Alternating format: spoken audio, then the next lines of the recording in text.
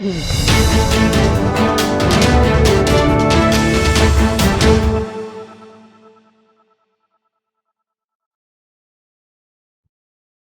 Plus News edizione di Treviso, buonasera. In apertura del nostro notiziario la cronaca. Nella serata di giovedì scorso è stato rimpatriato un cittadino albanese classe 1974, domiciliato a Vittorio Veneto, pluripregiudicato per reati in materia di stupefacenti.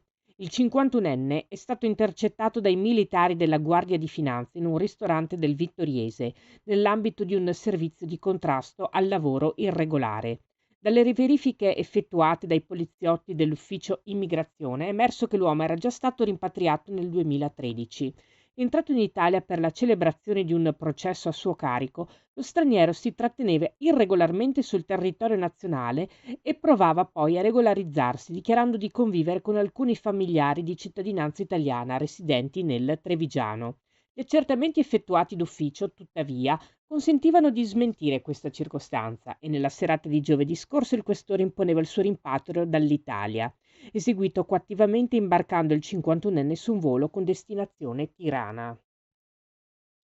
Nel pomeriggio di venerdì scorso è stato invece rimpatriato un cittadino marocchino classe 1981, con precedenti per reati in materia di stupefacenti e contraffazione, e condannato in primo grado a 4 anni di reclusione per una violenza sessuale commessa nel Monte Bellunese nel 2023.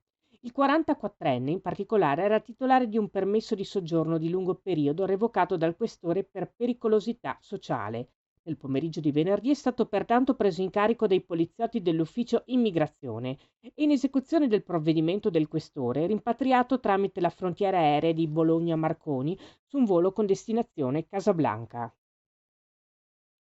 Altro provvedimento di rimpatrio ha riguardato infine un cittadino albanese classe 2000, entrato in Italia nell'ambito dei cosiddetti flussi lavoro.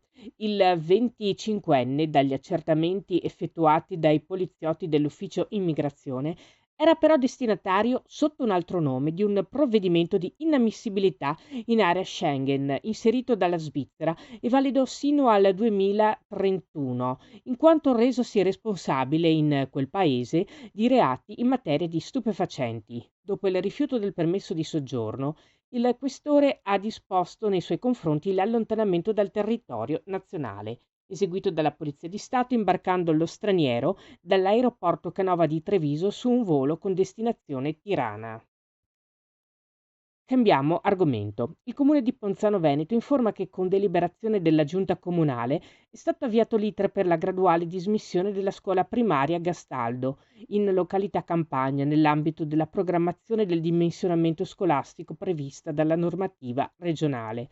La decisione si inserisce nel quadro del costante calo demografico che negli ultimi 10 anni ha interessato il territorio, con una significativa riduzione delle nascite e, di conseguenza, della popolazione scolastica.